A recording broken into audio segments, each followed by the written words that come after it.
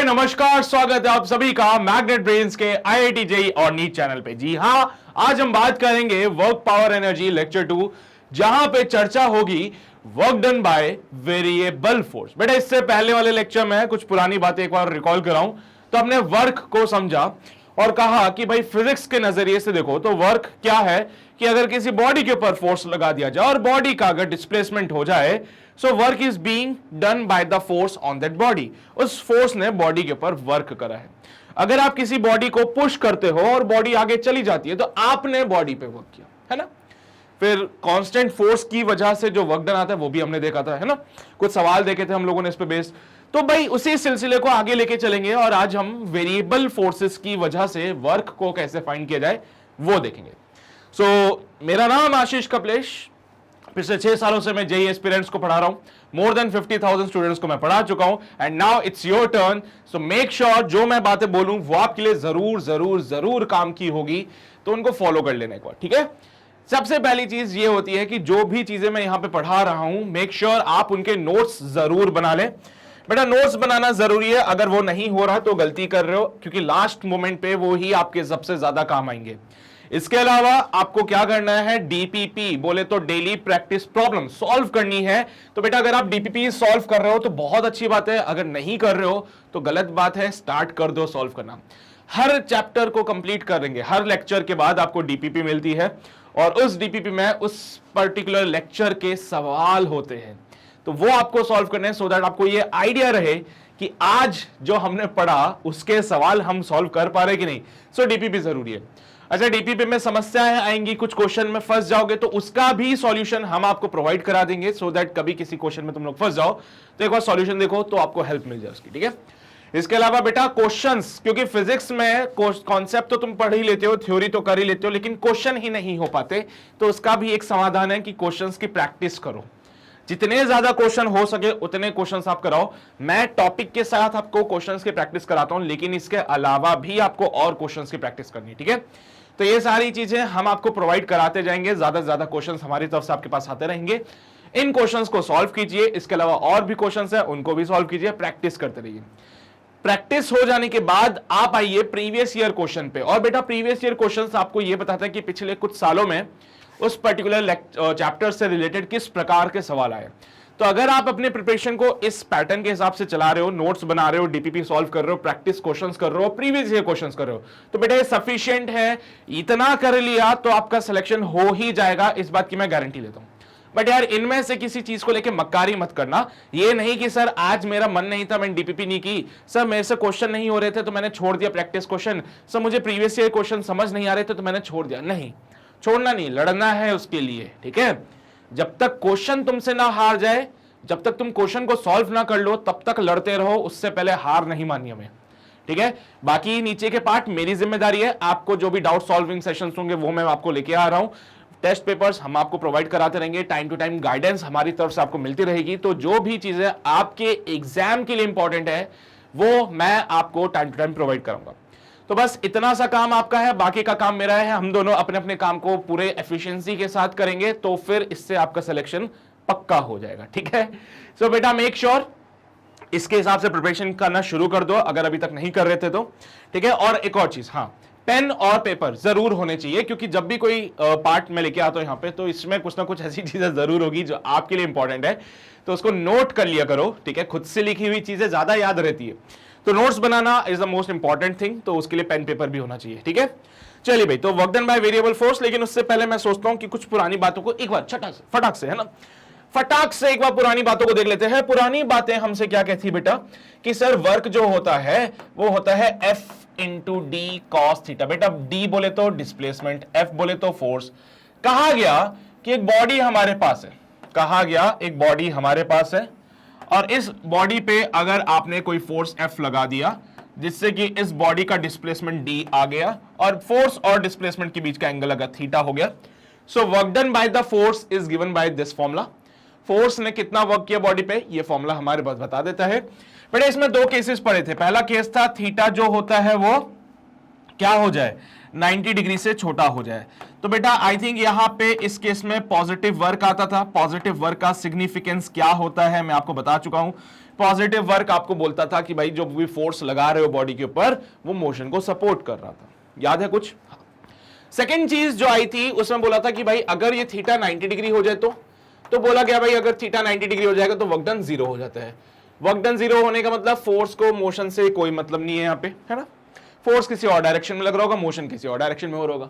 जैसे कि किसी बॉडी को ऊपर उठाया, ये उठा के चल रहे हैं तो क्या हो रहा है बेटा? बॉडी ऊपर उठा रखी है, फोर्स ऊपर लगा रहे, डिस्प्लेसमेंट आगे की तरफ हो रहा है, तो फोर्स तो वर्टिकल में, डिस्प्लेसमेंट हॉरिजॉन्टल में, कोई रिलेशन नहीं आपस में, वर्क डन 0 हो जाएगा।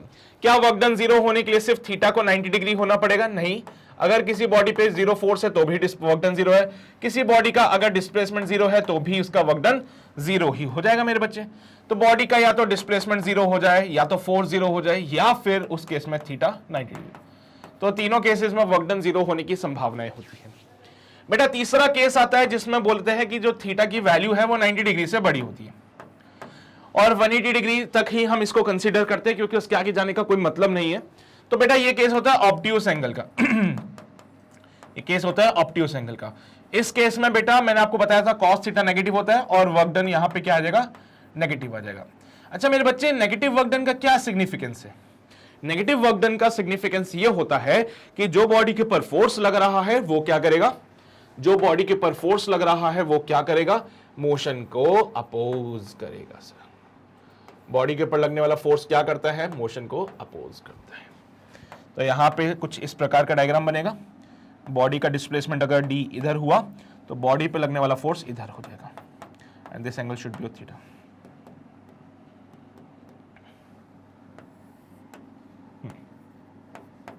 और ये एंगल बनेगा थीटा। ठीक है मेरे बच्चे, तो ये सारी बातें हमने अपने पुराने लेक्चर में कर ली थी। यहां पे देख रहे थे, सो this is the work done bye constant force. इस पे सवाल किए थे मैंने कुछ एक, हाँ बिल्कुल सर, इस पे सवाल भी किए थे। सो this is actually the work done by the constant force, और कांस्टेंट फोर्स की वजह से वर्क डन था। कुछ केसेस हमने पढ़े थे, नेचर ऑफ वर्क हमने समझ लिया था लास्ट लेक्चर में। तो ये सारी चीजें समझने के बाद हमने बोला कि यार अगर यही फोर्स वेरिएबल हो जाए, फिर बेटा if this force is variable, so condition ये कहती है कि इफ एफ इज वेरिएबल। बेटा वेरिएबल फोर्स होने की वजह से क्या होगा सर? अलग अलग जगह पे फोर्स का वैल्यू अलग अलग होगा। टाइम की बात नहीं कर रहे क्योंकि डिस्प्लेसमेंट के साथ रिलेशन देख रहे हैं इसका। अगर ये फोर्स वेरिएबल है तो अलग अलग जगह पे ये फोर्स की वैल्यू अलग अलग हो जाएगी। तो यार क्या ऐसा कुछ होगा सर किसी रास्ते के दौरान, सपोज करो यहां पे एक बॉडी है जिस पे हमने फोर्स लगाया एंड कहा गया कि भाई ये जो फोर्स आप लगा रहे हो इस बॉडी पे ये वेरिएबल है। तो वेरिएबल बोले तो f is a function of position, यानी अलग अलग पोजीशन पे फोर्स की वैल्यू अलग अलग हो जाएगी, है? x1, x2, x3, x4, अलग अलग पोजीशन पे फोर्स की वैल्यू अलग अलग। तो यहां पे फोर्स अलग हो जाएगा, यहां पे फोर्स अलग हो जाएगा, यहां पे फोर्स अलग हो जाएगा, यहां पे भी फोर्स अलग अलग हो जाएगा। तो अलग अलग पोजीशंस पे फोर्स की वैल्यू डिफरेंट आ रही है, यानी कि फोर्स जो है पोजीशन के साथ चेंज हो रहा है, वेरिएबल फोर्स हो गया। ऐसे केसेस में बेटा अलग अलग पॉइंट पे वर्क डन भी अलग अलग आएगा। यहां पे वर्क डन पता चला W1 आ रहा है, यहां पे W2 आएगा, यहां पे W3 आएगा, यहां पे W4 आएगा, फिर आगे चलेंगे W5, W6, W7, है ना? तो सर कब तक हम ऐसे अलग अलग वर्क डन को कैलकुलेट करते रहेंगे? अभी तो आपने इतना गैप छोड़ दिया है, यहां पे भी वर्क डन चेंज होगा, यहां पे भी चेंज होगा, यहां भी, यहां भी, यहां भी, हर पॉइंट पे, क्योंकि फोर्स की वैल्यू चेंज हो जाएगी इसीलिए हर पॉइंट पे वर्क डन भी चेंज हो जाएगा। अब यार ऐसे तो कितने वर्क डन कैलकुलेट करने बैठेंगे हम लोग, हमारा तो दिमाग ही खराब हो जाएगा सर, क्योंकि आपने खुद ही कहा कि हर एक पोजीशन पे, अलग अलग पोजीशन पे फोर्स की अलग अलग वैल्यू है, तो अलग अलग पोजीशन पे वर्क डन भी अलग अलग हो जाएगा, क्योंकि work done equals to force into displacement होता है, आपने बोला था। तो सर ऐसे कितने, ना जाने कितने वर्क डन होंगे जो हमें कैलकुलेट करना पड़ेगा, और वो सारे वर्क डन निकाल के फिर उनको ऐड करोगे, हाय हाय हाय, हमारा तो दिमाग खराब हो जाएगा सर। क्या करें फिर, क्या करें, कैसे हम इस मुसीबत से बाहर निकलें? क्योंकि फोर्स चेंज होता जा रहा है, अब हमारा फॉर्मूला वैलिड ही नहीं है। हम कोशिश करें कि work done equals to F S cos theta या एफडी कॉस थीटा लगाएं, तो पता चला कि भाई साहब फोर्स की तो वैल्यू चेंज हो गई जैसे फोर्स चेंज हुआ वर्क डन चेंज हो गया, फिर फोर्स चेंज हुआ, फिर वर्क डन चेंज हुआ। हर थोड़े से डिस्प्लेसमेंट पे थोड़ा सा पोजीशन चेंज हुआ तो फोर्स चेंज हो गया, तो वर्क डन चेंज हो गया। थोड़े से पोजीशन चेंज में भी वर्क डन चेंज हो जा रहा था। यार ये तो समस्या की बात होगी, है ना। फिर क्या करें, तो उन्होंने बोला कि भाई साहब एक काम करो, एक छोटा सा एलिमेंट ले लो। उन्होंने बोला क्योंकि देखो भाई, छोटे छोटे से डिस्प्लेसमेंट पे भी फोर्स का वैल्यू चेंज हो रहा है, छोटे से डिस्प्लेसमेंट पे भी फोर्स का वैल्यू चेंज हो जाता है। भाई डिस्प्लेसमेंट हुआ, फोर्स चेंज हो गया, क्योंकि पोजीशन चेंज हो रही है बेटा। अरे पोजीशन चेंज होने से फोर्स चेंज हो जाएगा, क्योंकि फोर्स पोजीशन पे डिपेंड कर रहा है। तो ऐसे केस में वर्क डन भी चेंज होता रहेगा, है ना। तो क्या करें सर, अब ऐसे समस्याओं का समाधान पाने के लिए हमने बोला late us consider a small element. हमने क्या बोला, भाई ऐसी समस्या आपके पास आएगी, अलग अलग पोजीशंस पे अलग अलग वर्क डन होगा, कब तक सबको कैलकुलेट करते रहेंगे। तो एक काम करो, late us consider a small element, late us consider a small element. उन्होंने बोला कि भाई साहब ये जो आप बॉडी के ऊपर फोर्स लगा रहे हो ना, आप बॉडी के ऊपर फोर्स लगा रहे हो ना, एफ वाला, जो कि फंक्शन है वेरिएबल पोजीशन का, एक काम करो, बॉडी का डिस्प्लेसमेंट कंसीडर करो for a very small time interval, यानी छोटे से डिस्प्लेसमेंट की बात करो। Late us consider a small displacement dx,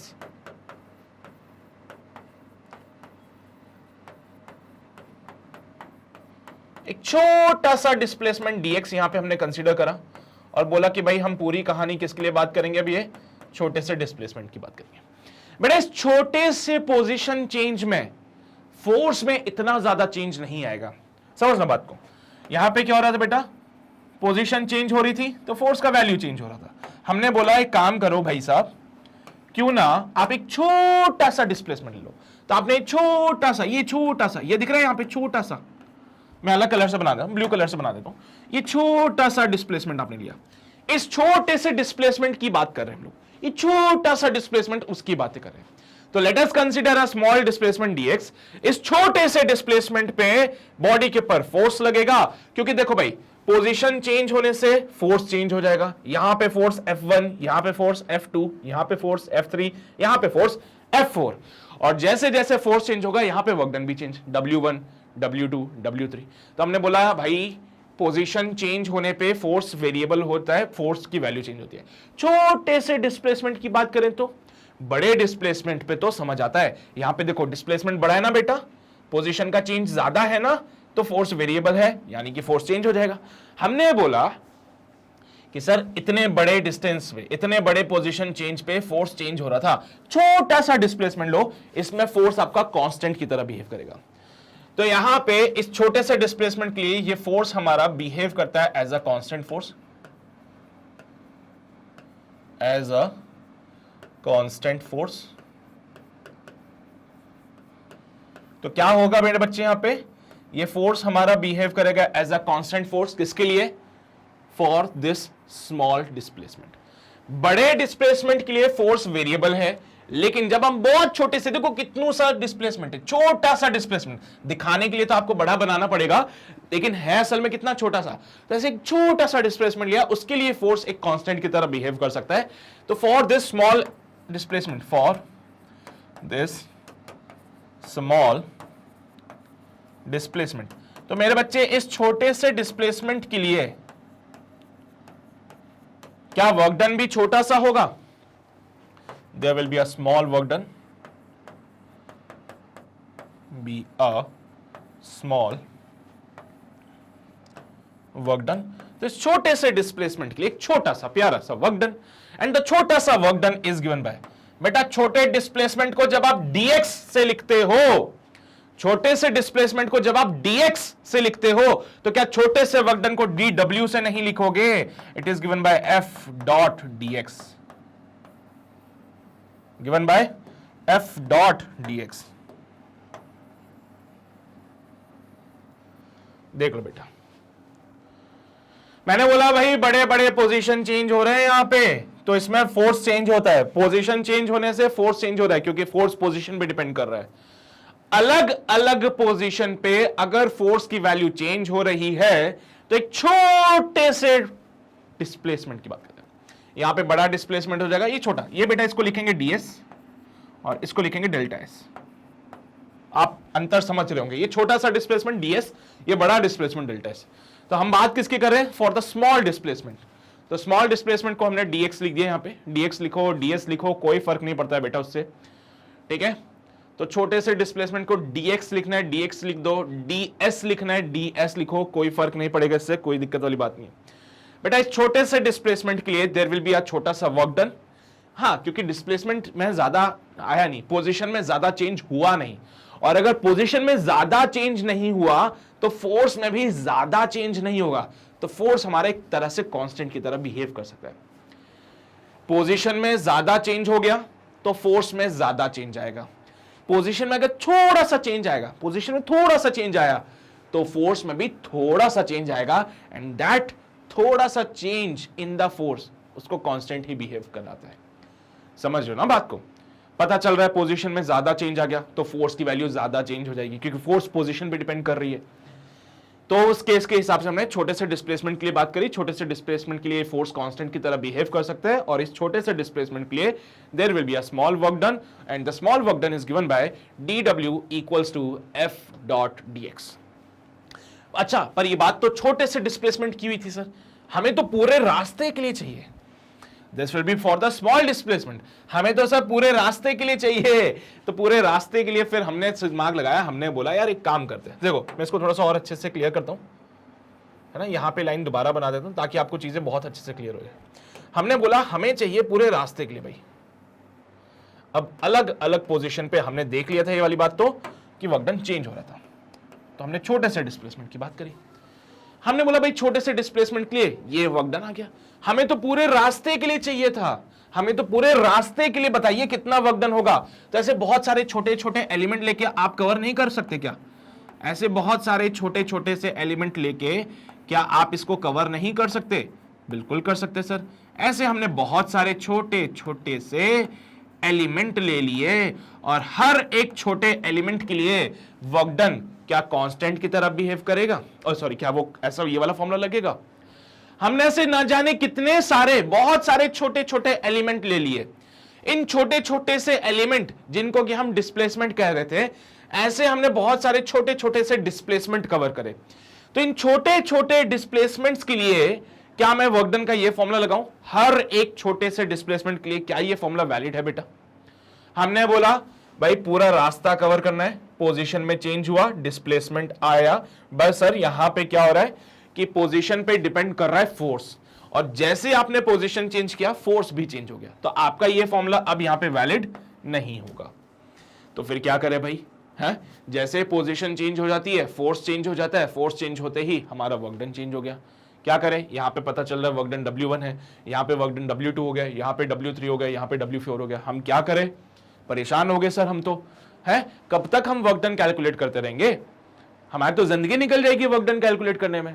तो हमने बोला ठीक है भाई कोई बात नहीं, इसका समाधान निकालते हैं।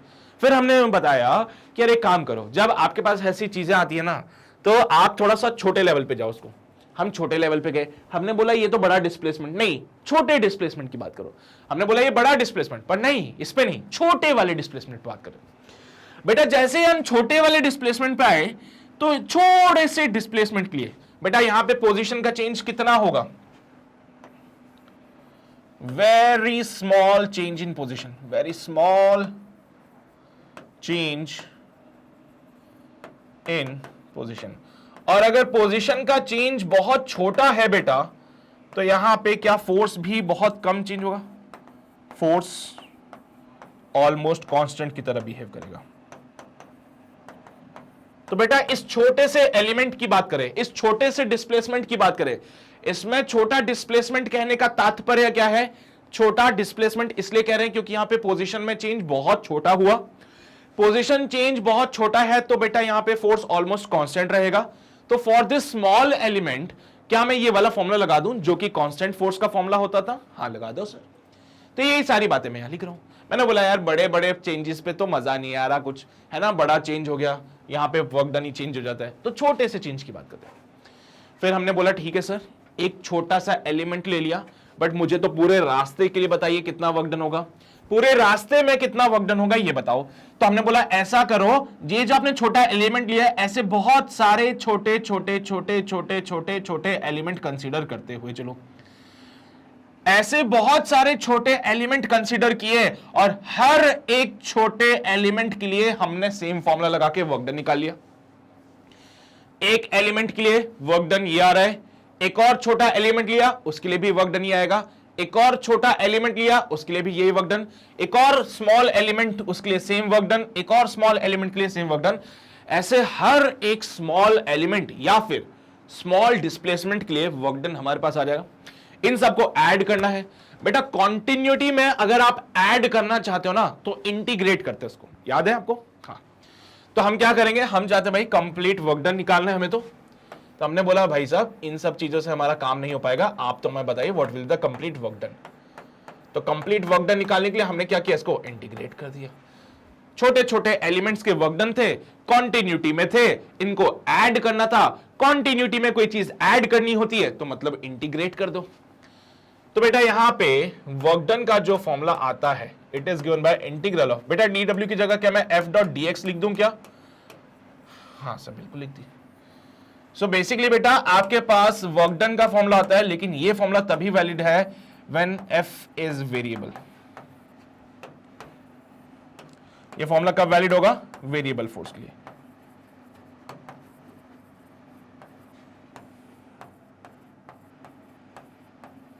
ये किसके लिए वैलिड है बेटा? For variable force only. सिर्फ और सिर्फ वेरिएबल फोर्स के लिए ही ये बातें हम करेंगे। कांस्टेंट फोर्स के लिए मत कर देना ये बातें, हाँ वेरिएबल फोर्स के लिए होगी।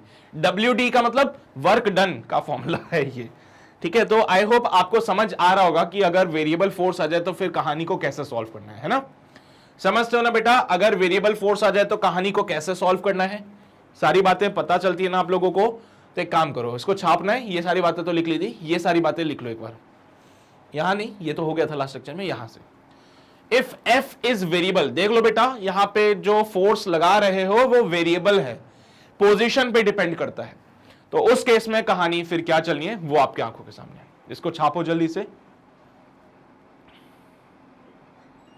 हो गया? फिर यहां पे आइए मेरे बच्चे, this is the formula for the work done in case of variable force. Variable force होगा तो यहां पे वर्क डन लगाना, लिमिट्स आपको पता चल जाएगी क्योंकि आप पोजीशन की बात करो बेटा, कहां से कहां तक की? x1 से लेके x4 तक। कहां से कहां की बात कर रहे हैं? x1 से लेके x4 तक। तो लिमिट्स क्या लगेगी? x1 से लेके x4 तक। बेटा देख लो कौन से पोजीशन से शुरू किया? x1 से। कौन से पोजीशन तक जा रहे हो? x4 तक। तो बेटा लिमिट लगेगी x1 से लेके x4 तक। लिमिट क्या लगेगी? x1 से लेके x4 तक। तो लिमिट समझ जाओगे आप लोग, है ना? तो इसको छापो पहले, फिर हम आगे बढ़ते हैं। चलिए आओ मेरे बच्चे, देखो ये सारी बातें लिखी है यहां पे।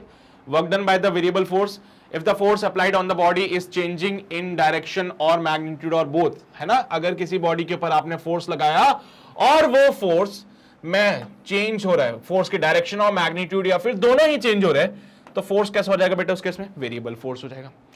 वेरिएबल फोर्स को सॉल्व करने के लिए let us consider there will be a small displacement. मैंने dx लिया था, इन्होंने dr ले लिया। f is the variable force acting on the body, तो उस केस में बेटा dw को can be written as f.dr। So w को लिखेंगे बेटा f.dr, लिमिट लगा देंगे a से लेके b तक। जैसे कि यहां पे आप देखो a से लेके b जा रहे थे, फोर्स हर पॉइंट पे चेंज हो रहा था, ठीक है? ये रास्ता है बेटा, हर पॉइंट पे फोर्स चेंज हो रहा था, तो हमने यहां पे फॉर्मूला लगा दिया। इंटीग्रेशन का मतलब क्या होता है अभी मैं आपको आगे बताता हूं, पहले इतना सा पार्ट नोट करो फिर हम आगे बढ़ते हैं। मैं एक और मतलब समझा रहा हूं कि अगर ग्राफ आ जाए तो क्या करो। वैसे तो देख के पता चल जाता है कि क्या करना है, बट उसको भी मैं प्रॉपर्ली सिग्निफाई करना चाहता हूं। तो एक काम करो, इसको नोट करो पहले, फिर हम आगे बढ़ते हैं। चलिए बच्चे यहां तक तो लिख लिया होगा। अच्छा, ये इंटीग्रेशन का मतलब तुम्हें पता है, एरिया अंडर द कर्व। तो बाई चांस अगर आपको बोल दे कि यार आपको दे रखा है फोर्स वर्सेस पोजीशन का ग्राफ, तो भाई स्मॉल एलिमेंट लेने का जो मतलब होता है वो समझो बेटा। क्या हुआ? हमें दे दिया फोर्स वर्सेस पोजीशन का कर्व। अब हम क्या करते थे? छोटे से एलिमेंट की बात करते थे। अब देख रहे होंगे हर पॉइंट पे फोर्स की जो वैल्यू है वो चेंज हो रही है, हर पॉइंट पे फोर्स की वैल्यू चेंज हो रही है। नहीं दिख रहा होगा, रुको अभी दिख जाएगा।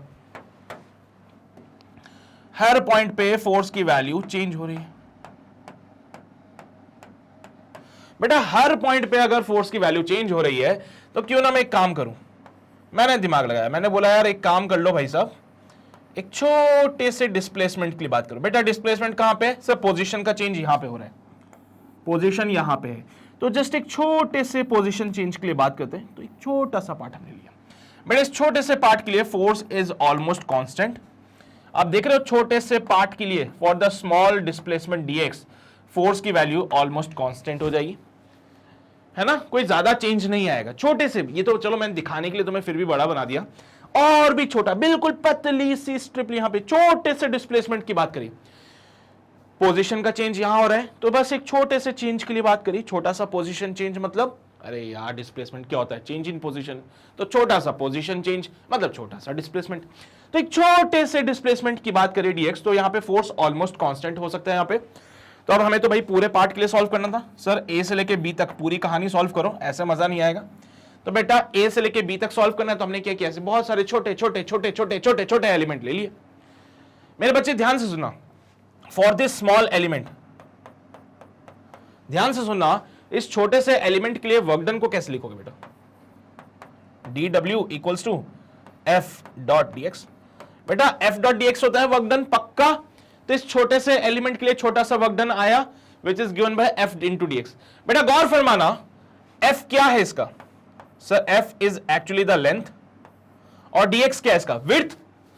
एफ क्या है sir? F is the length, dx is the width, तो लेंथ इंटू विड्थ, क्या ये एरिया होता है? हाँ सर ये एरिया ही तो है।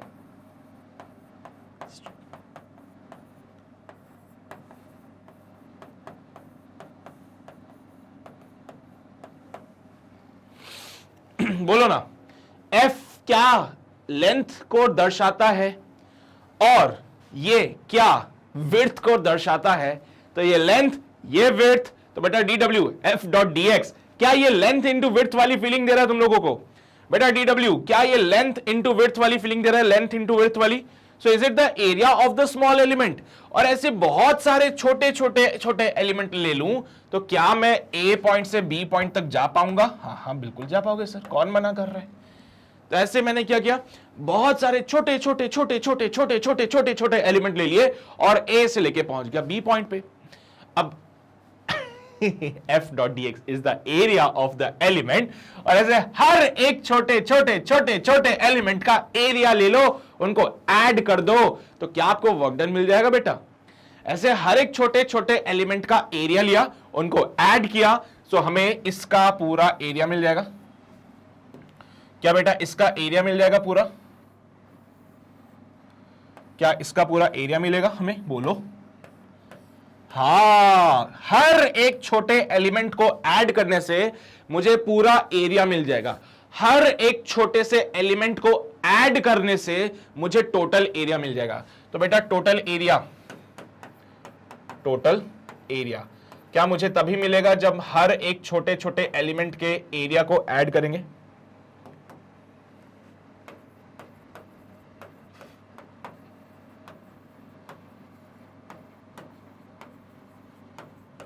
अब क्या बेटा ये कॉन्टिन्यूअस है? हाँ हाँ बिल्कुल सर, ये कंटिन्यूटी में चल रहे हैं। तो कंटिन्यूटी वालों को तो ऐसे हम देख नहीं पाएंगे, तो इसके लिए हम क्या करते हैं बेटा? इंटीग्रेशन कर देते हैं। Integration of the small area A से टोटल एरिया।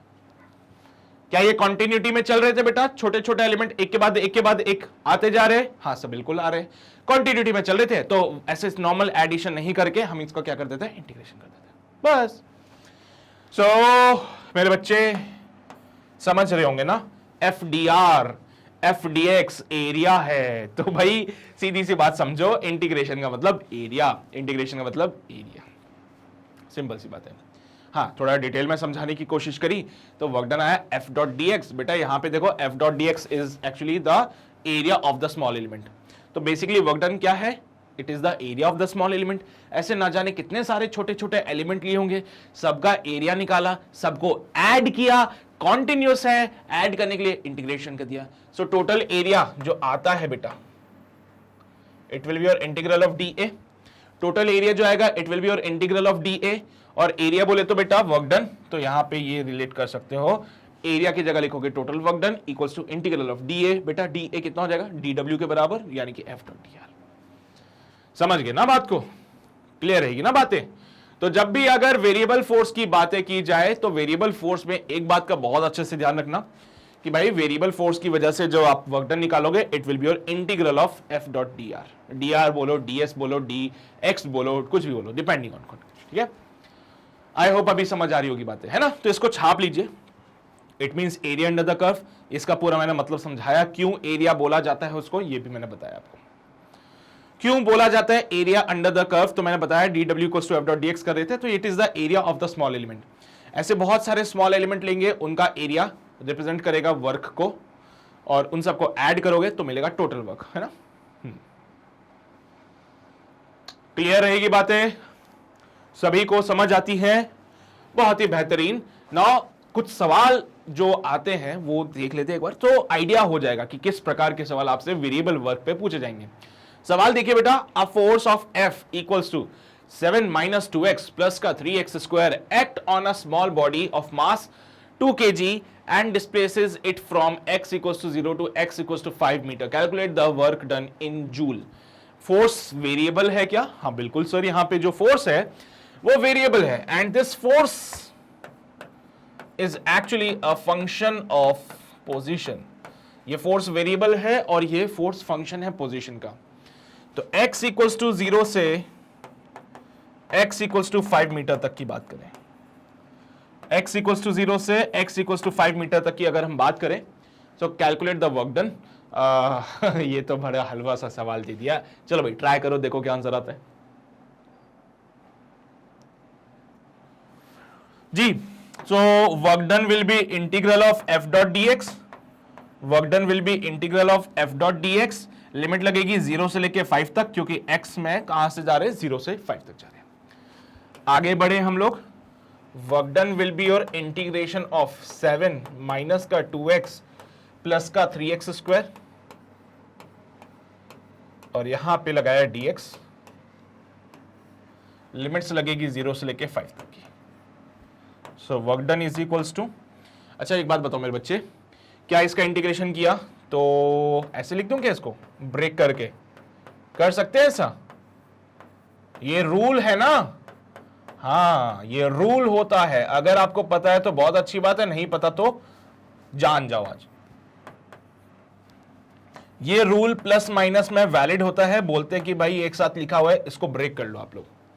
तो इंडिविजुअली हमने इसको सॉल्व किया, and it is given bye 7x, limit लगेगी 0 से लेके 5 तक की, माइनस का बेटा 2 कांस्टेंट था बाहर आ गया, x का इंटीग्रेशन हो जाएगा x स्क्वायर बाय 2, लिमिट लगेगी 0 से लेके 5 तक की, प्लस का 3x क्यूब बाय 3, लिमिट लगेगी 0 से लेके 5 तक की। देख लो बेटा, क्या यहां तक सारी बातें समझ आती है आपको? 7 कांस्टेंट था बाहर आ गया, dx का इंटीग्रेशन x हो गया, 2 कांस्टेंट था बाहर आ गया, x का इंटीग्रेशन x स्क्वायर बाय 2 हो गया, 3 कांस्टेंट था बाहर आ गया, x स्क्वायर का इंटीग्रेशन हो जाएगा x क्यूब बाय 3। बेटा लिमिट सब में 0 से लेके 5 तक लग रही है, अब इनको सॉल्व करना है, हमें आंसर मिल जाएगा। तो इसको सॉल्व किया तो वर्क डन बनता है 7। बेटा upper limit minus lower limit 5 minus का 0, माइनस का 2 बाई 2, बेटा upper limit minus lower limit 25 minus का 0, प्लस का 3 by 3, upper limit x cube 5 का क्यूब 125 माइनस का 0। देख लो बेटा, upper limit minus lower limit, पहले केस में क्या था, x था, तो 5 माइनस 0, ये 2 बाहर आ गया, x स्क्वायर 5 का स्क्वायर 25 माइनस का 0, ये 3 बाहर आ जाएगा, x का क्यूब 5 का क्यूब 125, 0 का क्यूब 0। देखो बेटा क्या ही सारी बातें हैं, 2 से तो 2 मर जाता है, 3 से 3 मर जाता है, and your answer comes out be 7 into 5 minus का 25 प्लस का 125। So it comes out be 35 minus 25 plus 125। Solve करिएगा, your answer comes out be plus का 135 जूल। पॉजिटिव वर्क डन है, क्या सिग्निफाई कर रहा है कि जो भी मोशन फोर्स है सर वो मोशन को क्या करेगा, सपोर्ट करेगा। तो योर आंसर बनता है प्लस का 135 जूल।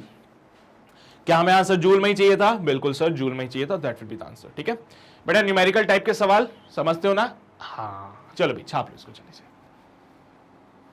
हालांकि उसमें आंसर्स बहुत इजीली हो जाते थे, लेकिन ठीक है कोई बात नहीं, इसको छाप लो।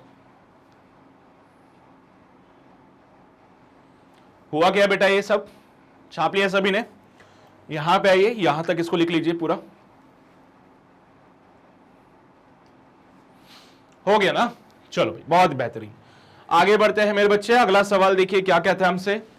A body of mass 6 kg under a force which causes a displacement in it is given bye. बेटा डिस्प्लेसमेंट यहां पे टी पे डिपेंड कर रहा है, समय चेंज होने से डिस्प्लेसमेंट चेंज हो जाएगा। Where T is the time, work done by the force in 2 seconds। बेटा 2 seconds में कितना वर्क डन होगा वो आपको बताना है। पहली चीज तो ये समझना पड़ेगा, क्या ये कांस्टेंट फोर्स का केस हो जाएगा या वेरिएबल फोर्स का केस होगा। भाई डिस्प्लेसमेंट तो समय के साथ वेरी कर रहा है, अगर फोर्स कांस्टेंट भी हो जाए तो डिस्प्लेसमेंट तो टाइम के साथ वेरी कर गया। बेटा अगर फोर्स कांस्टेंट भी हो जाए तो डिस्प्लेसमेंट तो टाइम के साथ चेंज हो रहा है, मतलब यहां पे कहानी तो वेरिएबल फोर्स की लगेगी। बेटा वेरिएबल फोर्स वाली कहानी कैसे लग रही है, देखो अगर मैं इसका डिफरेंशिएशन करूं विद रिस्पेक्ट टू टाइम, तो यहां पे ये बनेगा ds/dt और ये बनेगा बेटा 2t/4। सॉल्व करने पे ये बनेगा t/2। बेटा ds/dt क्या होता है, वेलोसिटी। इसका फिर से डिफरेंशिएशन करो विद रिस्पेक्ट टू टाइम, तो डिफरेंशिएशन किया विद रिस्पेक्ट टू टाइम, क्या मिलेगा dv/dt, जो कि होता है कितना, बोलो t का डिफरेंशिएशन 1 और 2 एज इट इज आ गया। क्या बात है, क्या बात है। बेटा v देखा t/2 आ रहा है ना, पहले तो ये चीज होगी 2 आ गया, ठीक है। उसके बाद फिर से डिफरेंशिएशन किया, एक्सेलरेशन आ रहा है 1/2, कांस्टेंट एक्सेलरेशन। बेटा फोर्स आ रहा है मास इंटू एक्सेलरेशन, मास कितना 6 kg का, 6 इंटू 1/2, 6 इंटू 1/2, बेटा ये हो जाता है 3 न्यूटन का। सर फोर्स तो कांस्टेंट आया यहां पे, लेकिन पोजीशन जो है, डिस्प्लेसमेंट जो है वो टाइम के साथ चेंज हो रही है। दिक्कत यही फंस गया कि फोर्स वगैरह पार्ट तो कांस्टेंट आ रहा था, लेकिन डिस्प्लेसमेंट यहां पे समय के साथ चेंज हो रहा है, जिसके कारण जो वर्क डन होगा वो भी चेंज हो सकता है। क्योंकि देखो फोर्स का तो कोई मतलब ही खत्म हो गया, फोर्स ने बोला भाई हम कांस्टेंट है, हमें मतलब नहीं है, बट डिस्प्लेसमेंट तो वेरी कर गया। तो भाई ऐसे केस में वर्क डन जो होगा, is it given by f.dt, sorry f.ds, है ना। क्या यही फॉर्मूला था बेटा हमारे पास वर्क डन का, f.ds, बोलो ना, सही है ना। तो बेटा ds की जगह पे काम करें क्या, देखो फोर्स की जगह तो पुट कर दीजिए, और यहां पे इस इक्वेशन में ds की जगह क्या पुट किया जाए, आओ चलो चेक करते हैं। s equals to t²/4। बेटा दोनों तरफ डिफरेंशिएशन किया, ds equals to 2t/4 into dt। या तो आप इसी इक्वेशन को देखो बेटा, इसी इक्वेशन से मैं उस इक्वेशन को बना सकता हूं, ds/dt t/2 है, ds/dt t/2 है, dt को उधर भेज दीजिए, तो क्या बनेगा यहां से, ds को लिख सकते हैं t/2 dt। क्या ये बात सही रहेगी बेटा फ्रॉम दिस इक्वेशन, dt को अगर मैं इधर भेज दूं तो ds equals to t/2 dt बन जाएगा, वही काम यहां किया मैंने। चलो भाई इसको अब हटा देता हूं, अब इसकी कोई जरूरत नहीं है ना। ds हमारे पास है, फोर्स हमारे पास है, work done is given bye integral of 3 dot, बेटा ds की जगह t/2 dt, और कितने समय के लिए बात कर रहे हैं, 2 सेकंड्स के लिए, यानी 0 से लेके 2 सेकंड्स तक की बात हो रही है, 0 से लेके 2 सेकंड्स तक की बात हो रही है। क्या समझे इस सवाल में, सर फोर्स तो कांस्टेंट है लेकिन डिस्प्लेसमेंट वेरी कर रहा है यहां पे। तो आपको बोला था वेरिएबल फोर्स की वजह से तो चलो समझ आता है, लेकिन सर ये समय के साथ डिस्प्लेसमेंट जो है वो भी चेंज हो रहा था। तो मैंने बोला ठीक है ये वाला लगा दो फॉर्मूला, क्या जा रहा है। या फिर एक काम और कर सकते हो तुम लोग, क्या सर, अगर 2 सेकंड्स में तुम्हें डिस्प्लेसमेंट की ही बातें करनी है तो डायरेक्टली कर लो ना, ये सब करने की भी जरूरत नहीं है। सुनो ध्यान से सुनो बेटा, ये सब करने की भी जरूरत नहीं पड़ेगी तुम लोगों को, आंसर वैसे तुम्हारा सेम ही आएगा, लेकिन छोड़ो ना ये सब करने से। क्या दिखा, कांस्टेंट फोर्स दिखा, कांस्टेंट फोर्स दिखते ही तुम्हारे मन में लड्डू फूटा, क्यों, क्योंकि सर ये तो कांस्टेंट फोर्स है, वो जो आप पहले कर रहे थे वो सब करने की जरूरत ही नहीं पड़ेगी, अब तो वो सब करने की जरूरत नहीं पड़ेगी, तो क्या करें फिर। भाई सीधी सी बात है, कांस्टेंट फोर्स है, work done equals to force into displacement, बस कहानी खत्म। काहे को इंटीग्रेशन का झमेला पाले, लेकिन सर डिस्प्लेसमेंट तो टाइम के साथ बदल रही है ना। अरे बहुत अच्छी बात बोली तुमने कि डिस्प्लेसमेंट टाइम के साथ चेंज हो रही है, लेकिन एक बात बताओ, क्या t इक्वल्स टू 0 पे डिस्प्लेसमेंट 0 होगा? हाँ सर, वो पूछ रहा है 2 सेकेंड्स में कितना वर्क डन हुआ। तो बेटा क्या मुझे बता सकते हो displacement in 2 seconds?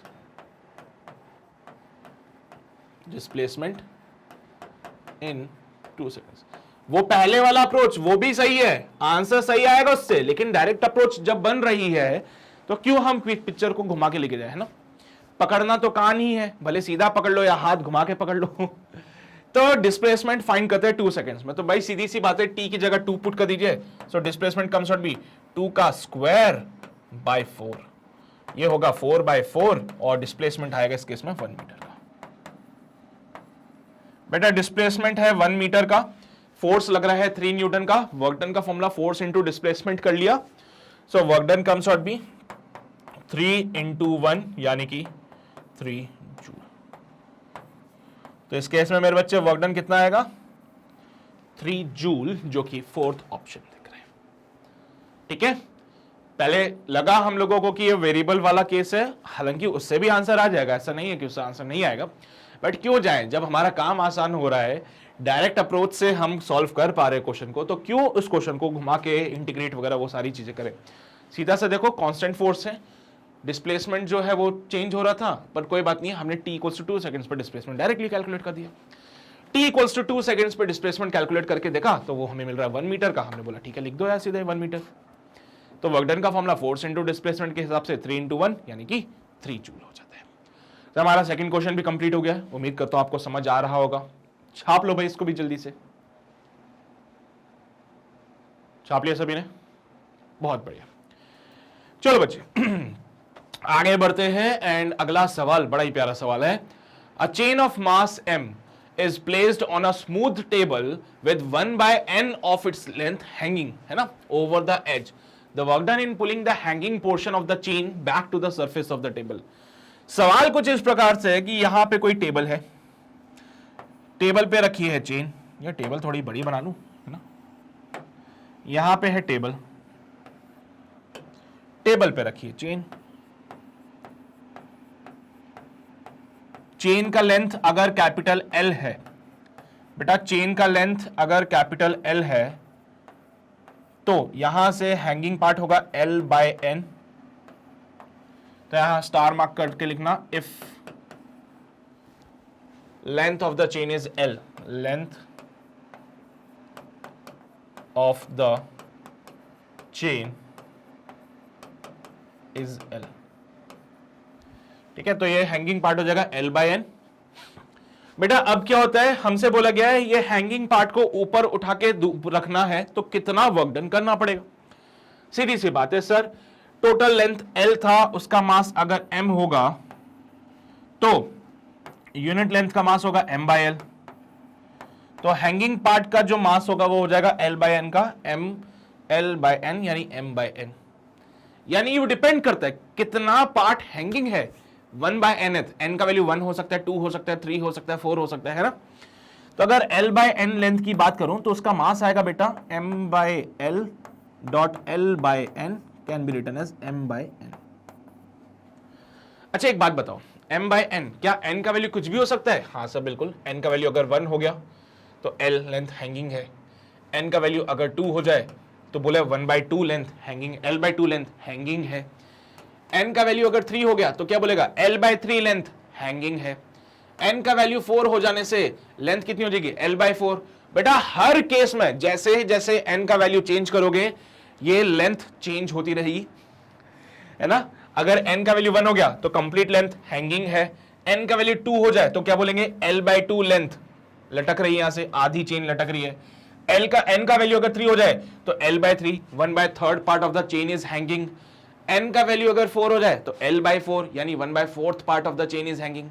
Her case में ये लेंथ अलग अलग हो जाएगी और हर केस में इसका जो मास होगा वो भी अलग अलग हो जाएगा। देखो m/n, n का वैल्यू 1 हुआ तो टोटल मास हैंगिंग है, n का वैल्यू 2 हो गया तो आधा मास हैंगिंग है, n का वैल्यू 3 हो जाए तो 1/3 मास हैंगिंग है, n का वैल्यू 4 होने से 1/4 मास हैंगिंग है।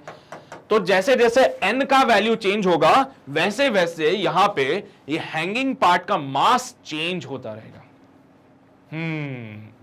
n का वैल्यू चेंज करने से mass of this hanging part changes, जिसकी वजह से इसको उठाने के लिए जो फोर्स लगाना पड़ेगा वो भी चेंज हो जाएगा। हाँ, तो बेटा ये क्या है, वेरिएबल फोर्स का केस है। ये तो स्टार्टिंग है, अभी और बताता हूं क्यों इसका मास वेरिएबल है वो भी समझो। ठीक है सर, समझ गए सारी बातें। तो अब क्या करें फिर? क्या करें फिर? ये तो जस्ट एक ज्ञान वाली बातें थी, अब हम क्या करें ये बताइए आप। तो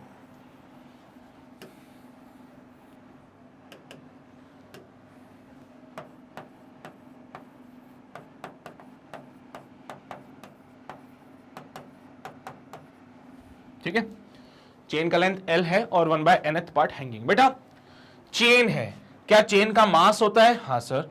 तो बेटा इधर की तरफ mg का वैल्यू जो होगा और इधर जो mg लगेगा वो वैल्यू और इधर जो mg लगेगा वो वैल्यू, क्या इनमें अलग अलग वैल्यूज आएंगी बेटा? ये m' और m'।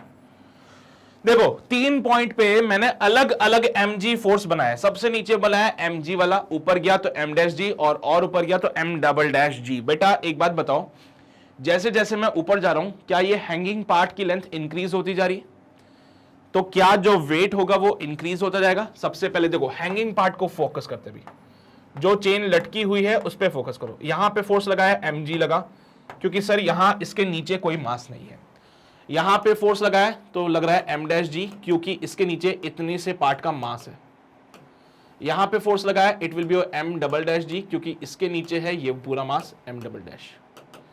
मेरी भावनाएं समझ रहे होंगे। तो जैसे जैसे आप लेंथ में ऊपर जाते जा रहे हो mg का वैल्यू चेंज हो रहा है। ओहो, तो यहां पे mg का वैल्यू चेंज हो रहा है, तो चेन को उठाने के लिए जो आप फोर्स लगाओगे उसका वैल्यू भी अलग अलग जगहों पे अलग अलग होगा। यहां से चेन उठाओगे तो हल्की लगेगी, यहां से चेन उठाओगे भारी लगेगी, यहां से चेन उठाओगे तो और भारी लगेगी। तो मतलब कुल मिला के बात यही है कि आपके पास यहां पे सिनेरियो साफ दिख रहा है कि वेरिएबल फोर्स तो है सर। यहां से पकड़ के चेन ऊपर उठाया हल्की लगेगी, यहां से उठाया थोड़ी सी भारी, यहां से उठा के और ज्यादा भारी, क्योंकि m' ज्यादा है, m' कम है और m उससे भी कम है ना मेरे बच्चे। तो अब ऐसे सवाल आ जाएं फिर क्या करें सर? ऐसे सवाल आ जाएं तो फिर क्या करें? तो मेरे बच्चे ऐसे केसेस को सॉल्व करने के लिए you have to consider the small element. ठीक है, ऐसे क्वेश्चन को सॉल्व करने के लिए हम क्या करते हैं? स्मॉल एलिमेंट कंसीडर करते हैं। हमने बोला भाई साहब एक काम कर लो यार, क्या बोला? एक काम कर लो, आपको तो बस इसको उठा के टेबल पे रखना है ना, मतलब आपका काम तो यहां तक हो जाएगा, आपका काम तो यहां तक हो जाएगा ना, आपको तो बस इसको उठा के टेबल पे रखना है, यही बोला है। The work done in pulling the hanging portion of the chain back to the surface of the table. तो यार यहां से इसकी लेंथ है ना, यहां से इसका जो लेंथ है बेटा वो कितना ले लिया था हमने? L/n है ना, ये हैंगिंग पार्ट का लेंथ है। तो एक काम करें ना, जहां सरफेस है ना वहां से x डिस्टेंस नीचे, जहां पे सरफेस है वहां से x डिस्टेंस नीचे हम आए और यहां पे एक छोटा सा एलिमेंट हमने ले लिया dx लेंथ का। हम क्या बोले? हम आए नीचे और यहां पे एक छोटा सा एलिमेंट हमने ले लिया dx लेंथ का, यहां पे बेटा x लेंथ नीचे आए और यहां पे एक छोटा सा एलिमेंट लिया dx लेंथ का। तो इस dx लेंथ का मास होगा dm, जो हमें कैलकुलेट करना पड़ेगा फॉर दिस स्मॉल एलिमेंट। बेटा इस छोटे से एलिमेंट की बात करें, इस छोटे से एलिमेंट की अगर हम बात कर लें तो इसका मास हो जाएगा dm। इस छोटे से एलिमेंट की बात करें तो इसका मास होगा dm। वो मास कितना होगा? तो भाई बोला गया l लेंथ का मास अगर कैपिटल m है तो यूनिट लेंथ का मास होगा कैपिटल m/l। तो बेटा dx लेंथ का मास हो जाएगा कैपिटल m/l डॉट dx, और यही हमारा क्या है बेटा? dm है। क्या यही हमारा dm के बराबर होगा? सोचो जरा, क्या यही हमारा dm के बराबर होगा m/l dx? बेटा इस छोटे से एलिमेंट पे जो फोर्स लग रहा होगा, मैं हाईलाइट कर देता हूं इस छोटे से एलिमेंट को ना, तो बेटा इस छोटे से एलिमेंट पे जो फोर्स लग रहा होगा it is your actually dm into g।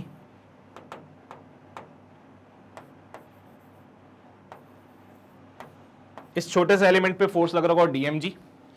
इस छोटे से एलिमेंट के ऊपर कितना वर्क करना है वो निकाल के उसका इंटीग्रेट कर लेते हैं। भाई छोटा सा एलिमेंट है, इस छोटे से एलिमेंट को ऊपर उठा के लाके रखने में कितना वर्क डन किया वो निकाल लो। भाई छोटा सा एलिमेंट x लेंथ नीचे है, इस छोटे से एलिमेंट को उठा के ऊपर रखना है, उसमें कितना वर्क डन करना है वो कैलकुलेट कर लो।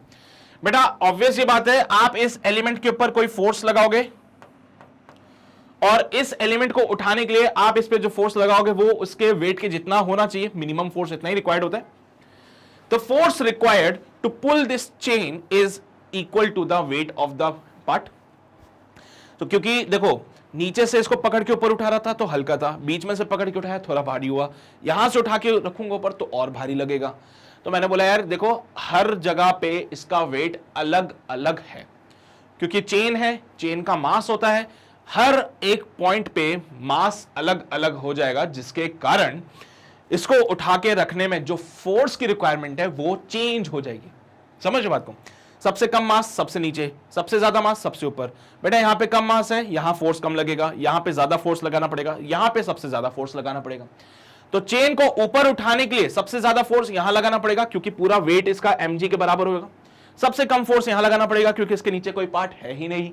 सबसे मीडियम वाला फोर्स यहां, मीडियम वाला फोर्स यहां लगाना पड़ेगा क्योंकि यहां पे मिडिल में आ रही है। ठीक है, तो हमने बोला कि भाई हर एक पॉइंट पे फोर्स अलग अलग लग रहा है इस चेन को उठाने के लिए, क्योंकि अलग अलग पॉइंट पे मास अलग अलग है, यानी कि वेट अलग अलग है ना। तो हमने बोला भाई x लेंथ नीचे आइए, एक छोटा सा एलिमेंट dx आपने कंसीडर किया, इस छोटे से एलिमेंट का मास dm आपने मान लिया और ये भी कैलकुलेट किया कि dm कितना होगा, m/l dx हो जाएगा। इस छोटे से पार्ट को, इस छोटे से एलिमेंट को ऊपर उठा के टेबल पे रखना है तो कितना फोर्स लगाना पड़ेगा सर, इसके वेट के जितना फोर्स लगाना पड़ेगा। वर्क डन कितना करोगे, एक छोटा सा वर्क डन हम करेंगे, तो फॉर स्मॉल डिस्प्लेसमेंट या फिर फॉर स्मॉल एलिमेंट, बेटा वर्क डन कितना करोगे, छोटा सा वर्क डन होगा, that is given bye f dot कितना डिस्प्लेसमेंट करवाना है x, बोलो ना जरा बेटा f डॉट x लिखा सही है क्या, फोर्स कितना लगा रहे हो f वाला, डिस्प्लेसमेंट कितना करवाना है x, क्या दोनों सेम डायरेक्शन में, हाँ सर, तो cos 0 डिग्री। क्या बेटा फोर्स भी ऊपर लग रहा है, डिस्प्लेसमेंट भी ऊपर होगा, हाँ सर। सो यहां पे छोटा सा work done is given bye f into x. बेटा फोर्स कितना लगाना पड़ेगा सर, फोर्स लगाना पड़ेगा इसके वेट के जितना, which is given by dm into G. Force कितना लगाना पड़ेगा इसके वेट के जितना, which is given by dm into G. तो बेटा dw क्या हो जाएगा यहां पे, dm into G into X. But sir dm का वैल्यू सर अगर मैं इंटीग्रेट भी कर लूं तो ये कुछ ऐसा बनेगा, इंटीग्रेटिंग बोथ साइड करके, इंटीग्रेटिंग बोथ साइड्स, दोनों तरफ मैंने क्या कर दिया, इंटीग्रेट किया। जरा गौर फरमाइएगा, तो w को कैसे लिखेंगे, integral of dw, integral of dw, integral of g x dm। आय है, ये तो मजा ही नहीं आया कुछ, ये क्या हो गया, मजा ही नहीं आया सर कुछ, ये क्या x का इंटीग्रेशन m के साथ मजा नहीं आया, तो फिर क्या करें, फिर क्या करें, सोचो जरा, फिर क्या करें, सोचो जरा, लगाओ दिमाग, देखो क्या आंसर आता है इसका। हाँ भाई दिमाग तो लगा लिया होगा तुम लोगों ने कि सर यहां पे तो x है, अरे dm के साथ इंटीग्रेशन नहीं हो सकता, तो कोशिश करो dm को हटा दे यहां से। वो कैसे हटाएंगे, क्या यहां पे m/l dx कर दे, हाँ, तो w can be written as, w can be written integration of g x dot dm। भाई साहब dm को बदल डालो, integral of g x dot dm की जगह पे, dm की जगह पे m/l dx पुट करते हैं, dm की जगह पे m/l dx पुट करते हैं। सो m/l डॉट dx, है मजा आ गया, अब तो x और dx इंटीग्रेशन हो सकता है। कांस्टेंट वाली चीजें बाहर निकालते हैं बेटा, m/l और g कांस्टेंट था, बाहर निकाल दिया, इंटीग्रल ऑफ x dx। कितना अच्छा लग रहा है देखने में। पर यार एक बात बताओ, क्या लिमिट नहीं लगाओगे, हैं लिमिट नहीं लगाओगे क्या? तो सर जब हम यहां थे, कहां थे, यहां पे तो x का वैल्यू 0 था, और जब यहां पे है तो x का वैल्यू l/n हो गया। भाई यही तो होता है, यही तो होता है ना। तो सर जब हम यहां थे x का वैल्यू 0, यहां पे थे तो x का वैल्यू l/n। तो 0 से लेके L बाई एन तक का लिमिट लगा दिया, 0 से लेके L बाई एन तक लिमिट लगा दिया। So work done will be is equals to m g by L, बेटा ये एक्स स्क्वायर बाय 2 हो जाएगा, 0 से लेके L बाय एन तक हो जाएगा। देखो ना भाई, सबसे पहले किसको रखोगे यहां पे, ये x0 है, और चेन उठाई, धीरे धीरे धीरे धीरे एलिमेंट नीचे आता जाएगा। ये एलिमेंट ऊपर से लेके नीचे तक जाएगा, ये एलिमेंट ऊपर से लेके नीचे तक जाएगा, ऊपर आया तो x का वैल्यू 0, नीचे आया तो x का वैल्यू L बाय एन, तो भाई 0 से लेके L बाय एन तक लिमिट लगा दी। सॉल्व किया, सो वर्क डन का जो फॉर्मूला आया, it is your mg by L dot, बेटा ये 2 कांस्टेंट है, बाहर निकाल दीजिए। बेटा x का upper limit L by n का होल स्क्वायर माइनस 0 का होल स्क्वायर। वर्क डन का formula mg by 2L dot, बेटा ये बनेगा L स्क्वायर बाय n का स्क्वायर। मेरे बच्चे L से L मर जाएगा, L से L मर जाएगा, और वर्क डन कहलाएगा mgL बाय 2n का स्क्वायर।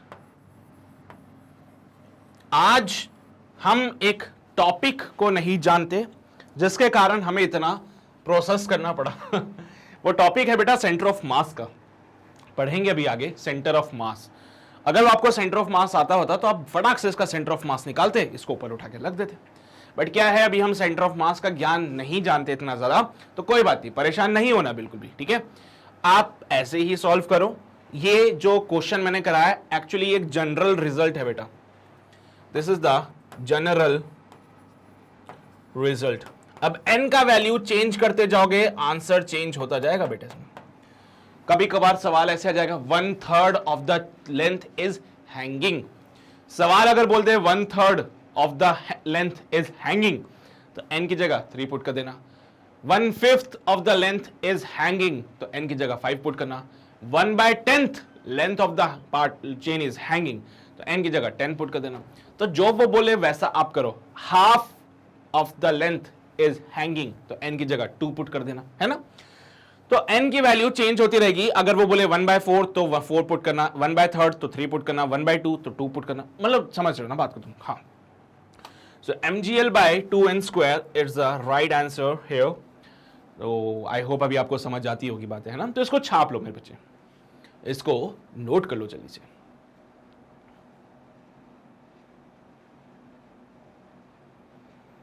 किया नोट सभी ने? यहां पे आइए, ये सारी बातें लिख लीजिए बेटा। जनरल रिजल्ट है ये, हर जगह काम आएगा। अगर सपोज करो वो बोले 1/2 part of the chain is hanging, तो 1/2 यानी 1/nth से कंपेयर करें तो n की जगह 2 पुट कर देना है। क्वेश्चन में ये तो बोला है, क्वेश्चन में क्या बोले बेटा, 1/nth of the length is hanging, 1/nth of the length is hanging. तो अगर वो बोले 1/2 पार्ट इज हैंगिंग, तो n की जगह 2। 1/10th part is hanging, n की value 10। 1/11th part is hanging, n का वैल्यू 11। बस चलिए भाई, बहुत ही बेहतरीन, छाप लीजिए ये सारी बातें भी, फिर हम आगे बढ़ेंगे अपने अगले सवाल पे। हो गया, हाँ आगे बढ़ते हैं बेटा। सवाल आपके सामने रखा है, the relationship between the force and the position is shown in figure. आप देख सकते हो बेटा, फोर्स वर्सेस पोजीशन का ग्राफ बनाया गया है। वर्क डन कैलकुलेट करना है, x = 1 से लेके x = 5 तक। वर्क डन कैलकुलेट करना है x = 1 से लेके x = 5 तक। बेटा वर्क डन जो है ना, पॉजिटिव नेगेटिव दोनों होता है। तो जब आप वर्क डन की बात करो ना बेटा, तो जो फोर्स नेगेटिव में है वो क्या करेगा, मोशन को अपोज करेगा, तो उसकी वजह से वर्क डन नेगेटिव आएगा। मेरी भावनाओं को समझो, मैं क्या कहना चाहता हूं, फोर्स ऊपर की तरफ जो है वो पॉजिटिव है, नीचे की तरफ जो है वो नेगेटिव है। बेटा पॉजिटिव फोर्स और पोजीशन कहां है, डिस्प्लेसमेंट कहां हो रहा है, डिस्प्लेसमेंट हो रहा है पॉजिटिव में। पोजीशन का चेंज कहां हो रहा है, पॉजिटिव में। अब जरा भावनाओं को समझना मेरे बेटा, अगर हमारे पास फोर्स है पॉजिटिव डायरेक्शन में, डिस्प्लेसमेंट भी हो रहा है पॉजिटिव में, तो बेटा वर्क डन का जो फॉर्मूला बनता है वो तो पॉजिटिव वर्क डन होगा। बेटा अगर फोर्स हो जाए नेगेटिव में, डिस्प्लेसमेंट हो रहा है पॉजिटिव में, ये कहानी कैसी बनेगी मैं बताता हूं भी। बॉडी है, डिस्प्लेसमेंट हो रहा है पॉजिटिव में, फोर्स भी लग रहा है पॉजिटिव में, तो वर्क डन हो जाएगा पॉजिटिव। बॉडी है, डिस्प्लेसमेंट हो रहा है पॉजिटिव में, फोर्स लग रहा है नेगेटिव में, तो बेटा वर्क डन कैसा हो जाएगा? नेगेटिव हो जाएगा। तो आप इस बात को जरा गौर फरमाइएगा कि जहां पे फोर्स नेगेटिव है वहां पे वर्क डन भी नेगेटिव हो जाएगी, जहां पे फोर्स पॉजिटिव है वहां पे वर्क डन पॉजिटिव वाले ले गया, जहां पे फोर्स नेगेटिव हो जाए मतलब समझ जाओ कि वो डिस्प्लेसमेंट के अपोजिट डायरेक्शन में, उस केस में वर्क डन नेगेटिव होता है फिर, है ना? हाँ, तभी कर पाओगे सॉल्व। क्या आंसर आ रहा है बेटा इसका? अच्छा देख लो एक बार, क्या फोर्स और डिस्प्लेसमेंट के ग्राफ को अगर हम देखें तो work done is the area under the curve, नहीं पढ़ा था ना ये कुछ, integral of F dot D S, मतलब क्या होता है? Area under F S curve. अब यहां पे एस की जगह एक्स दे दिया तो क्या हो गया उससे? कुछ नहीं हुआ सर, एरिया ही तो फाइंड करना है। तो देखो ना, छोटे छोटे से एरिया बनाना चाहते हो तो बना लो, ये पहला वाला एरिया, ये दूसरा वाला एरिया, ये तीसरा वाला एरिया, ये चौथा वाला एरिया। क्या इसके आगे जाना है? नहीं सर, मना किया उसने, बोला है x इक्वल टू 1 सेंटीमीटर से लेके x इक्वल टू 5 सेंटीमीटर तक जाओ, तो हम आगे नहीं जाएंगे। और ठीक है, तो इन चारों का एरिया निकालना। बेटा पहले वाले का एरिया क्या आ रहा है? ये आएगा सर, ये लेंथ कितनी है 1, ये लेंथ कितनी है 10, सो ये हो जाएगा 10 इंटू 1 यानी कि 10 सेंटीमीटर स्क्वायर। अच्छा, सेकंड वाले का एरिया क्या होगा सर? सेकंड वाले का एरिया हो जाएगा, ये लेंथ होगी 3 माइनस का 2 1 और ये हो जाएगा 20, सो 20 इंटू 1। थर्ड वाले का एरिया क्या होगा सर? थर्ड वाले का एरिया 4 माइनस का 3, ये हो जाएगा 1 और ये होगा माइनस का 10, तो 1 इंटू माइनस का 10, ये हो जाएगा माइनस का 10। बेटा फोर्थ वाला एरिया निकाल लो, तो फोर्थ वाला एरिया हो जाएगा कितना? 1 इंटू 10 यानी कि प्लस का 10। देखो ये कितना, 5 माइनस 4 1 और ये लेंथ कितनी 10। A1 A2 A3 A4 बेटा सबको ऐड कर दीजिए तो टोटल एरिया मिल जाएगा। तो हमने बोला भाई साहब total area is equal to A1 plus A2 plus A3 plus A4। A1 कितना हो जाएगा? क्या कैलकुलेट किया हमने? A1 10 है, A2 20 है, A3 माइनस का 10 है और A4 10 है। लिखो भाई 10 प्लस 20 माइनस का 10 प्लस का 10, आए हाय मजा ही आ गया सर। आंसर आ रहा है 30 और यूनिट लगेगी ERG। So is it the work done बेटा? Is it the work done? Yes sir, this is the work done. Area under the curve निकाला, उससे हमें आंसर मिल गया 30 erg is the right answer.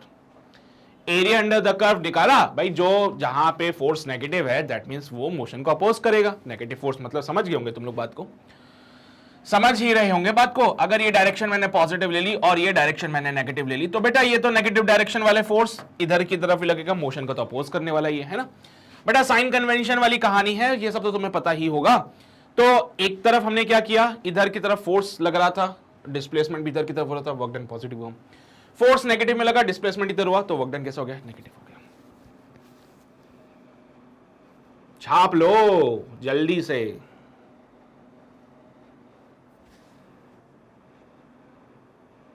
Clear रहेगी बातें? Clear रहेगी बातें? 30 erg is the right answer for this question. बहुत ही शानदार हो गया। चलिए मेरे बच्चे आगे बढ़ते हैं। अगला सवाल बोला गया है, two similar spring P and Q having the spring constant Kp and Kq such that Kp is greater than Kq. They are stretched first by the same amount, पहला केस हो जाएगा, then by the same force, ये second case हो जाएगा। The work done by the spring Wp and Wq are related as in case 1 and 2 respectively. ओहो, दो spring है हमारे पास, एक है स्प्रिंग P, एक है स्प्रिंग Q। P का स्प्रिंग कांस्टेंट Kp, Q का स्प्रिंग कांस्टेंट Kq। पहले केस इन्होंने बोला है Kp बड़ा होगा Kq से। अब इन्होंने बोला कि पहले केस में दोनों को सेम अमाउंट से स्ट्रेच किया, तो उस केस में वर्क डन बताओ। फिर दूसरे में बताया गया कि सेम फोर्स से स्ट्रेच किया गया, तो भी वर्क डन बताओ। तो दोनों केसेस में वर्क डन को कैसे रिलेट किया जाए वो आपको बताना है। पहले वाले केस में Wp बड़ा होगा Wq से और Wp बड़ा होगा Wq से। सेकंड केस है बेटा जिसमें सेम फोर्स से था, है ना, वो ये हमें पहला केस यहाँ पे। तो स्प्रिंग बना दूं तू, लेकिन इससे पहले क्या आपको पता है कि स्प्रिंग पे कितना वर्क डन करना पड़ेगा? नहीं पता सर। क्या आपको पता है स्प्रिंग पे कितना वर्क डन होता है? नहीं जानते होंगे ना। कैसे जानोगे जब मैंने बताया ही नहीं? तो जब मैंने बताया ही नहीं तो फिर कैसे जानोगे इसको? तो भाई इसको करने से पहले एक हेडिंग डालते हैं, work done by spring force.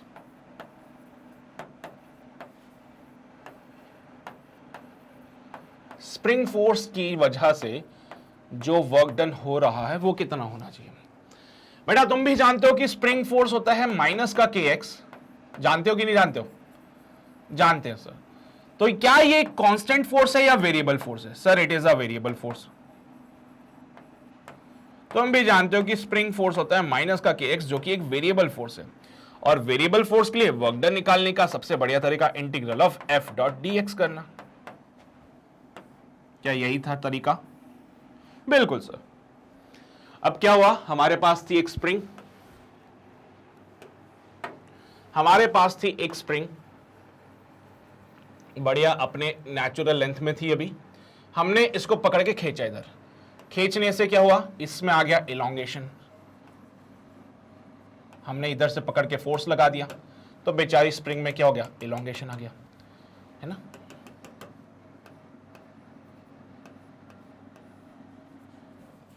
ठीक है, अच्छा ठीक है sir.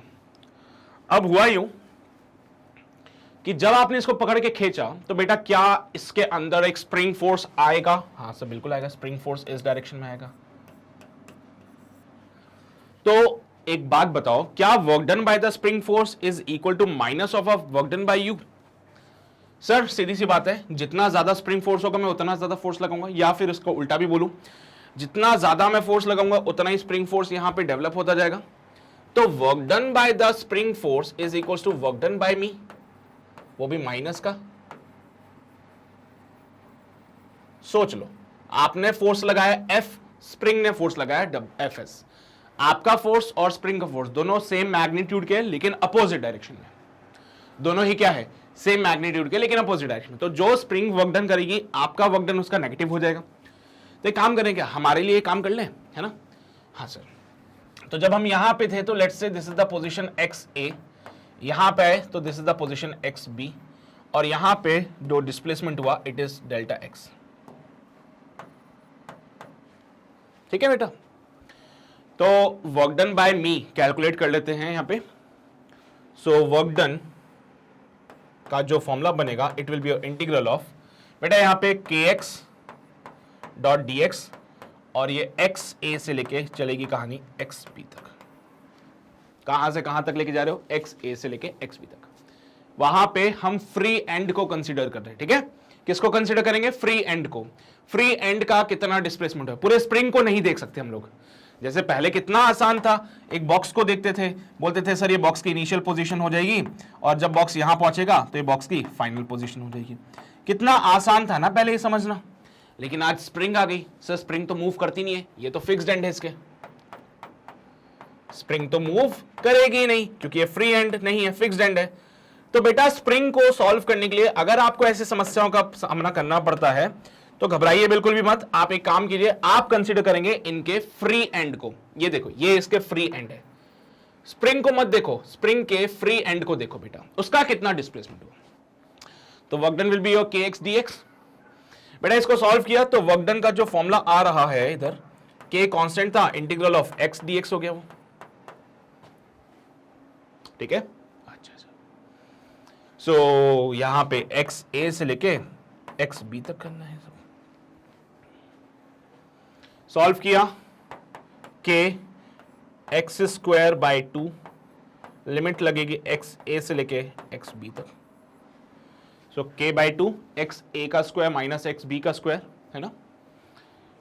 It can be written as work done is equals to k by 2 x b का स्क्वायर माइनस एक्स ए का स्क्वायर।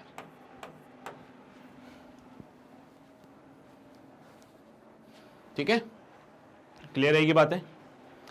अच्छा, सो इसको के एक्स बी स्क्वायर माइनस के एक्स स्क्वायर भी लिख सकते हैं ना, है ना। So it will be final potential energy minus initial potential energy. देखो जरा, क्या ये वर्क डन हमारा है? हाँ, ये वर्क डन हमने किया है, हमारी फोर्स की वजह से वर्क डन है। तो भाई स्प्रिंग फोर्स का वर्क डन कितना होगा? So this is the work done by me, this is the work done by मी।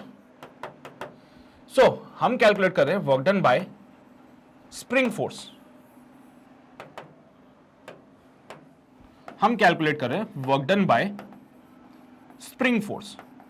और अगर मैं बेटा स्प्रिंग फोर्स का वर्क डन कैलकुलेट करूं तो वो होना चाहिए negative of work done by me, वो होना चाहिए minus of k by 2 x b का स्क्वायर माइनस एक्स ए का square, can be further written as k by 2 x a का स्क्वायर माइनस एक्स बी का square is the work done by the spring force. बेटा spring force का work done negative ही आएगा, क्यों आएगा sir spring force का work done negative, ये बता दो जरा। बेटा स्प्रिंग फोर्स का वर्क डन नेगेटिव इसलिए आता है क्योंकि जब भी आप किसी स्प्रिंग को देखोगे तो इस पे आपने फोर्स इधर लगाया, डिस्प्लेसमेंट इधर हुआ, लेकिन स्प्रिंग फोर्स कहां लगता है? इधर। हाय हाय हाय, समझ गए सर, एंगल बन जाता है 180 डिग्री का। तो बेटा बताओ ना, स्प्रिंग फोर्स की वजह से जो वर्क डन होगा क्या वो पॉजिटिव होगा या नेगेटिव होगा? हमने बोला सर वो स्प्रिंग फोर्स की वजह से वर्क डन होता है, वो नेगेटिव होता है। तो नेगेटिव आ गया, वो क्या आ गया? नेगेटिव आ गया। क्लियर रहेगी बातें? ये बात समझ आती है सभी को? पक्का? सच में? बहुत बढ़िया। स्प्रिंग फोर्स का वर्क डन नेगेटिव होता है, हमारा वर्क डन पॉजिटिव होता है। ये सारी बातें मैंने लिख दी है। यहीं से एक और कॉन्सेप्ट अभी आपको समझा दूंगा मैं, ध्यान से सुनना। Work done by me equals to change in potential energy, work done by conservative force, work done by me is equals to change in potential energy, work done by the conservative force equals to minus का delta U. बेटा conservative force कौन? Conservative force कौन? Sir spring जो है, spring force जो है वो एक कंजर्वेटिव फोर्स होता है। आपने देख लिया होगा स्प्रिंग फोर्स कंजर्वेटिव फोर्स होता है ना। तो कंजर्वेटिव फोर्स की वजह से जो वर्क डन होता है माइनस का डेल्टा यू। तो बेटा इसकी वजह से देखो दोनों तरीके से देखना, आंसर बिल्कुल सेम आएगा। It can be written as half k x b का स्क्वायर माइनस एक्स ए का square should be equals to delta U. यहां पे आओ, हाफ के एक्स ए का स्क्वायर माइनस एक्स बी का स्क्वायर इक्वल्स टू माइनस का delta U. तो बेटा यहां पे हाफ के एक्स बी का स्क्वायर माइनस एक्स ए का square should be equals to delta U. क्या बेटा सेम बात आ रही है दोनों जगह से? तो चेंज इन पोटेंशियल एनर्जी मिला कि आपको बेटा दोनों तरफ से क्या सेम ही बात सुनने को मिल रही है? भाई स्प्रिंग फोर्स की वजह से वर्क डन हमने निकाल लिया यहां पे, हाफ के एक्स ए का स्क्वायर माइनस एक्स बी का स्क्वायर, और जो मैंने वर्क डन किया वो हाफ के एक्स बी का स्क्वायर माइनस एक्स ए का स्क्वायर। कहते हैं जो आप वर्क करते हो किसी पे वो उसके पास स्टोर होता है in terms of the potential energy. अगर आपने किसी पे वर्क किया तो वो उसके पास स्टोर होता है in terms of the potential energy. अगर आपने स्प्रिंग पे वर्क किया है तो वो स्प्रिंग के पोटेंशियल एनर्जी में स्टोर हो जाएगा। तो बेटा यहां पे जो भी आपने वर्क किया वो स्टोर हो गया in terms of the potential energy. तो आपका work half k x b का स्क्वायर माइनस एक्स ए का square equals to delta U. Work done by the conservative force equals to minus का delta U होता है। ये भी आपको रिलेशन पता होना चाहिए, ठीक है। अब देखो भाई सीधी सी बात है, इसको ये कहां से आया है ना, पहला सवाल ये आता है कि सर ये कैसे निकाल दिया आपने, हम तो इससे ही अनजान है अभी, तो ये कैसे कर दिया आपने? हो तो मेरे बच्चे बड़ा सिंपल सा तरीका है, ये कहां से आया है ना। अक्सर तुम्हें ये सवाल दिखेगा, कोई बोल दे तुमसे लाके कि work done by the conservative force equals to minus का डेल्टा यू, चौक मत जाना, कहां से आया मैं बताता हूं, अभी आगे पढ़ाएंगे इसको भी, लेकिन फिलहाल तो नोट करोगे ना। तो बेटा बोला जाता है कि वर्क डन बाय मी, जो मैंने वर्क डन किया वो minus of work done by the conservative forces है, क्योंकि जो मैं वर्क कर रहा हूं वो कंजर्वेटिव फोर्स के अगेंस्ट में, विरोध में काम कर रहा हूं। सोचो ना, मैं फोर्स यहां लगा रहा हूं, स्प्रिंग फोर्स यहां लग रहा है, तो क्या मैं कंजर्वेटिव फोर्स के अगेंस्ट में काम कर रहा हूं बेटा? हाँ बिल्कुल आप कर रहे हो अगेंस्ट में काम। तो जो आपने वर्क डन किया वो it is against the conservative force, यानी कि work done by you is equal to minus of work done by the conservative force.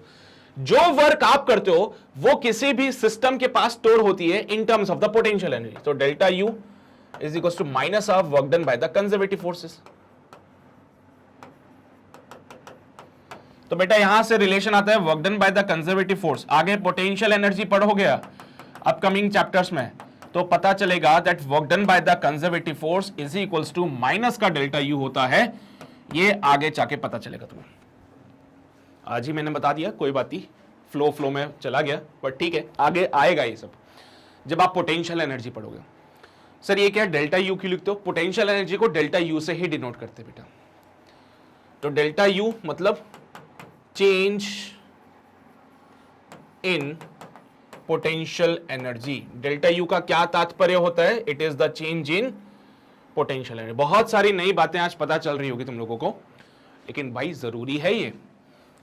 Delta U को लिखने का तरीका you final minus U initial. Delta U को लिखने का तरीका you final minus U initial.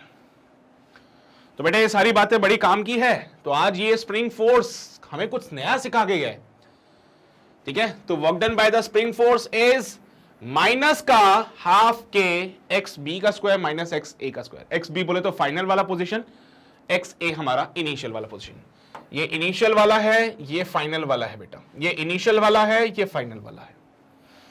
समझ रहे हो ना बात को? तो इसको छापो जल्दी से, नोट कर लो एक बार, फिर से मैं समझाता हूं।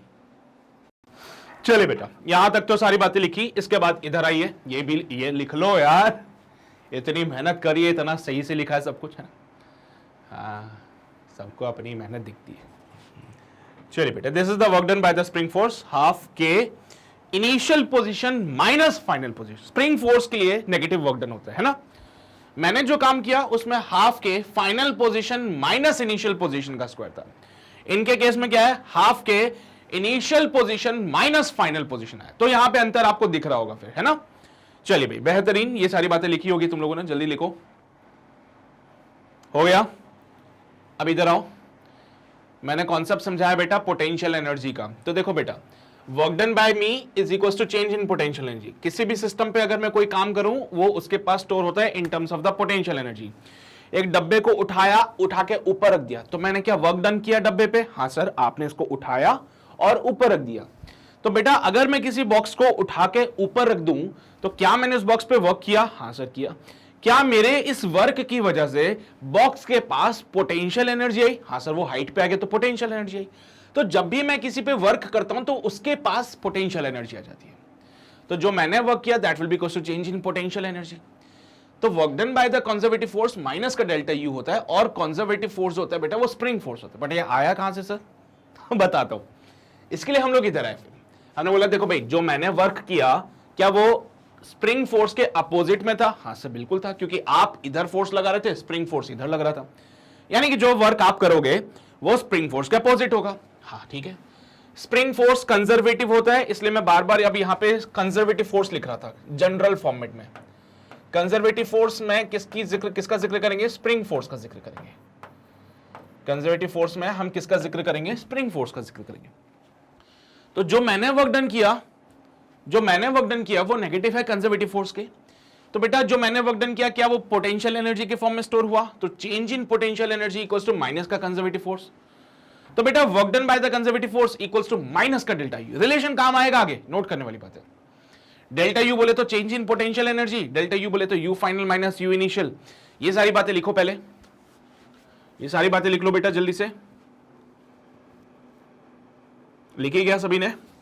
फिर इधर आ जाओ, फिर अब ये बात लिख लेना, work done by the conservative force minus का डेल्टा यू। तो half k x a square minus x b square equals to minus का डेल्टा यू। तो half k x b square minus x a square equals to delta U. बेटा ये एक ही बात आ रही है। इन दोनों चीजों को देख के मेरे जहन में एक ही ख्याल आया कि भाई इसको देखूं या इसको देखूं, एक ही बात समझ आती है, that half k x b का square minus half k x a का स्क्वायर इक्वल्स, बेटा डेल्टा यू बोले तो U final minus U initial. है क्या बात है सर, कुछ तो नया मिलने वाला है फिर से। हाँ बेटा बिल्कुल नया मिलने वाला है। यहां से half k x b square minus half k x a square, delta U बोल दे तो U final minus U initial. बेटा यहां से पोटेंशियल एनर्जी जो स्प्रिंग में स्टोर होती है उसका फॉर्मूला मिला मुझे। यहां से मुझे किसका फॉर्मूला मिला? Potential energy stored in the spring. बेटा किसी भी स्प्रिंग के अंदर जो पोटेंशियल एनर्जी स्टोर होती है ना, मुझे उसका फॉर्मूला मिला है। सो फॉर्मूला किस चीज का मिला? Potential energy stored in the spring का। लिखो इसको, लिख लो जल्दी से। लिखा क्या मेरे बच्चे? सभी ने लिखा? बहुत बढ़िया। चलिए बच्चे आगे बढ़ते हैं हम लोग। ये सारी बातें हो चुकी थी और अब वापस आते अपने सवाल पे। सवाल क्या कह रहा था कि दो स्प्रिंग है हमारे पास, एक का स्प्रिंग कांस्टेंट है केपी और दूसरे का स्प्रिंग कांस्टेंट है के क्यू। बेटा के तो पता ही आपको स्प्रिंग कांस्टेंट होता है ना, मैं आपको लॉज ऑफ मोशन में बता चुका था ये बातें। दे आर स्ट्रेच, पहला केस है बाय द सेम अमाउंट, दूसरा केस है bye the same force. The amount of work done, इसमें जो वर्क डन होगा वो WP हो जाएगा, इसमें जो वर्क डन होगा वो WQ होगा। तो बेटा इनमें आपको रिलेशन बताना है। अच्छा सर ठीक है, तो इस क्वेश्चन को कैसे सॉल्व किया जाए? सबसे पहला केस मैं उठाता हूं यहां पे कि हमारे पास दो स्प्रिंग है। सबसे पहला केस मैं उठाऊंगा बेटा जिसमें बोला गया दो स्प्रिंग है और दोनों को सेम अमाउंट से स्ट्रेच किया जाए। तो case number A, when both springs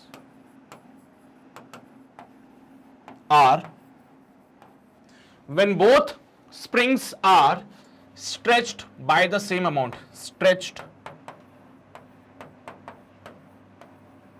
by same amount। इसका क्या मतलब होता है कि दोनों को सेम अमाउंट से स्ट्रेच किया?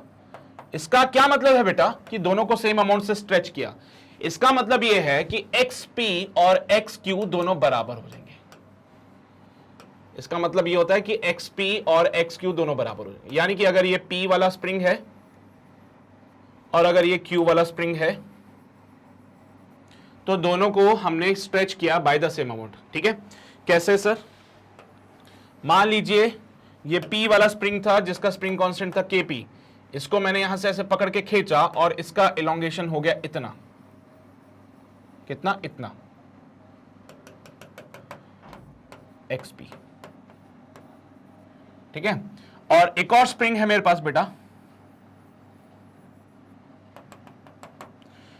KQ, तो इसको भी स्ट्रेच किया बाय द सेम अमाउंट।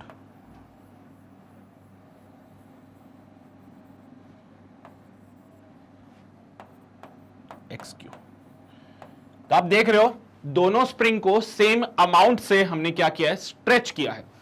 दोनों ही स्प्रिंग्स को हमने क्या किया बेटा? सेम अमाउंट से स्ट्रेच किया। इस पे भी कोई फोर्स लगाया होगा, इस पे भी कोई फोर्स लगाया होगा, यहां पे आने पे भी फोर्स लग रहा था और ऐसे सिखानी थी। तो पहला केस बोलता है when the both springs are stretched by the same amount, यानी कि दोनों का जो इलोंगेशन है वो सेम रहेगा बेटा। इस केस में वर्क डन की बात की जाए तो P में जो वर्क डन होगा it is given by half KP x का स्क्वायर और Q में जो वर्क डन होगा it is given by half KQ x का स्क्वायर। बेटा दोनों में क्या ही सेम इलोंगेशन था? हाँ सर बिल्कुल था, चाहो तो लिख दो। Since XP is equals to XQ, therefore WP can be written as half KP x का square and WQ can be written as half KQ x का square। बेटा दोनों को आपस में डिवाइड कर दीजिए, या नहीं भी करना तो एक चीज साफ पता चलती है दोनों को देख के कि जो वर्क डन है वो प्रोपोर्शनल है K के। दोनों को देख के क्या पता चलता है कि W is proportional to K। Sir अगर W K के प्रोपोर्शनल है तो KP तो इन्होंने बोला था बड़ा है KQ से, क्या ये बात बोली थी इन्होंने? W प्रोपोर्शनल है K क्योंकि 1/2 कांस्टेंट है, X दोनों में सेम है, तो W proportional to K।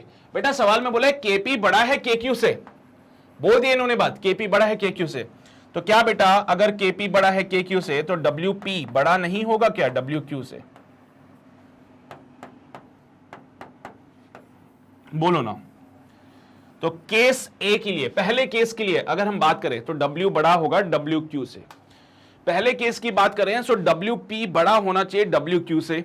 WP बराबर है, गलत बात है सर, WP बड़ा है WQ से और WP छोटा, छोटा नहीं होगा सर, बड़ा होगा। यानी दो ऑप्शन तो मेरे सीधे सीधे कट गए। रही बात ए और सी में से कोई एक होगा तो WP बड़ा है WQ से या WP जो है बड़ा है यहां पे, है ना। तो अब देख के कि सेकंड केस में क्या होता है बेटा। सेकंड केस क्या बोलता है? सेकंड केस हमसे बोल रहा है कि दोनों को आपने क्या किया, सेम फोर्स से टच किया, both are stretched by same force, by same force. बेटा सेम फोर्स से दोनों को आपने क्या किया, स्ट्रेच किया। तो अगर ये हमारे पास स्प्रिंग P है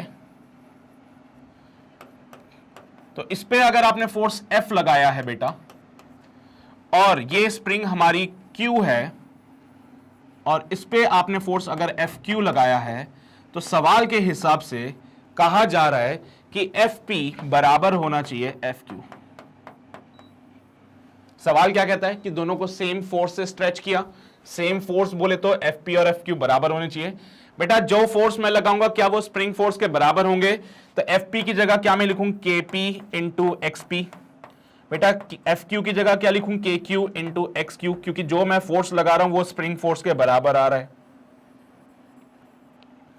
बेटा यहां से इन दोनों का रेशियो निकाल लें तो XP upon XQ, XP upon XQ का जो रेशियो आएगा वो कितना आएगा बेटा, XP upon XQ is equal to KQ divided by KP। ये बड़ा काम का है, ये बड़ा काम का है बेटा।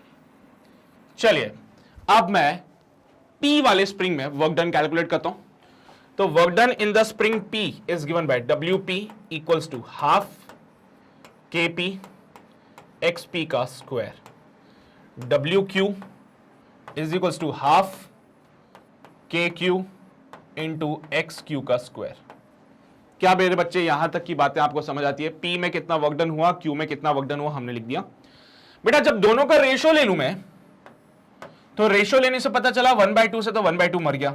सो WP divide by WQ is equals to KP divide by KQ dot.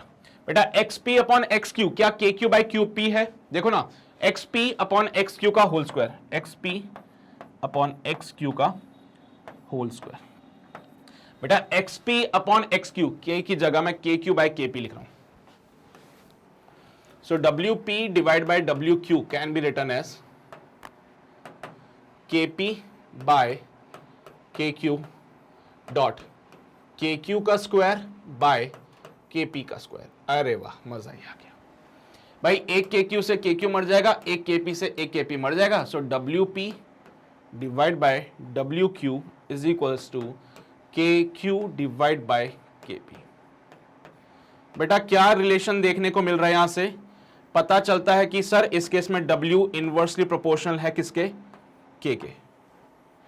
क्या पता चलता है इसमें कि W जो है वो K के इनवर्सली प्रोपोर्शनल है, और अगर W K के इनवर्सली प्रोपोर्शनल है and if KP is greater than KQ,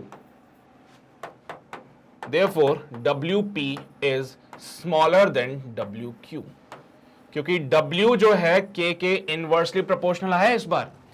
पिछली बार वो W K के डायरेक्टली प्रोपोर्शनल था, पिछली बार W K के डायरेक्टली प्रोपोर्शनल था, इसलिए KP अगर KQ से बड़ा है तो WP बड़ा होगा WQ से। लेकिन इस बार पूरा सॉल्व किया, पता चला W इनवर्सली प्रोपोर्शनल है K के, यानी अगर KP बड़ा है KQ से तो WP छोटा हो जाएगा WQ से। तो WP छोटा होना चाहिए WQ से, WP छोटा होना चाहिए WQ से। सर ये देखो WP छोटा है, मतलब third option is the correct one, और यही हमारा फाइनल आंसर होगा। पहला केस दोनों को सेम अमाउंट से स्ट्रेच किया, यानी जितना डिस्प्लेसमेंट इसका होगा उतना ही इसका भी होगा। सेकंड केस बोलता है कि दोनों को सेम फोर्स से आपने स्ट्रेच किया, तो दोनों को सेम फोर्स करके पहले इनका डिस्प्लेसमेंट का रेशियो निकाला। फिर हमने इसको सॉल्व किया। तो एक काम करो, इसको नोट कर लो बेटा, राइट फ्रॉम हियर लिखना शुरू करो, फिर हम आगे बढ़ते हैं। किया नोट सभी ने? बेहतरीन, बहुत बढ़िया। यहां पे ये बेटा ये सारी बातें लिख लो, ये सारी काम की चीजें है यार। पता चला ना, पहले वाले केस में डब्ल्यू के प्रोपोर्शनल था, इसलिए डब्ल्यू के पी अगर बड़ा है के क्यू से तो डब्ल्यू पी भी बड़ा हो जाएगा डब्ल्यू क्यू से। छाप लो जल्दी से। हो गया। फिर आ गया ये यहां पे सेकंड केस, जब दोनों को सेम फोर्स से स्ट्रेच किया तो फोर्स दोनों के बराबर किए, जिससे कि एक्सपी और एक्स क्यू का रेशो मिला यहां पे भाई। उसके बाद वर्क डन निकाला, दोनों का रेशो लिया, पता चला भाई डब्ल्यू के इनवर्सली प्रोपोर्शनल आ रहा है। तो अगर केपी बड़ा है के क्यू से तो डब्ल्यू पी छोटा हो जाएगा डब्ल्यू क्यू से भी। ठीक है, चलो बच्चे, तो ये हमारा फाइनल पार्ट हो गया। यहां पे ये सारी बातें आपने लिख ली होगी। तो यहां पे हमारा work done by variable force समाप्त होता है और उम्मीद करता हूं कि आपको ये सारी बातें समझ आ रही होंगी। अभी ऐसा नहीं कि खत्म होगी कहानी, अभी कुछ और कॉन्सेप्ट्स बाकी हैं। पहले आपको एनर्जी पढ़ाना पड़ेगा, फिर आएगा वर्क एनर्जी थ्योरम। तो ये बड़ा इंपॉर्टेंट होगा, है ना, क्योंकि सवाल आएंगे यहां से।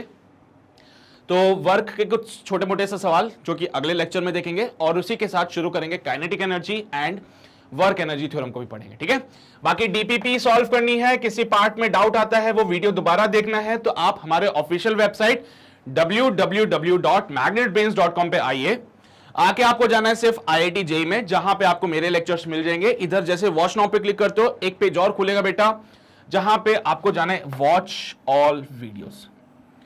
बेटा यहां पे अभी तक के होने वाले सारे लेक्चर्स अवेलेबल हैं, डीपीपीज अवेलेबल है, इवन उनके सॉल्यूशंस भी अवेलेबल हैं।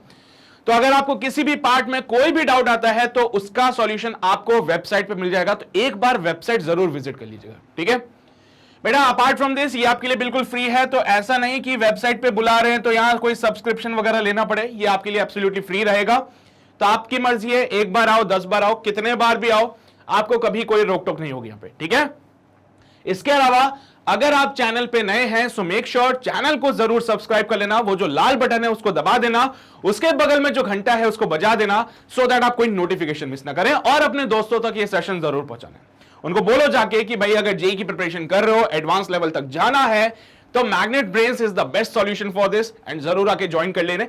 और हां, सेशन अगर पसंद आया तो लाइक जरूर कर देना। तो इतनी ही बातें थी हमारे आज की इस अमेजिंग सेशन में। मिलते हैं आपसे अगले सेशन में, तब तक अपना ध्यान रखिए, पढ़ाई करते रहिए। All the very best.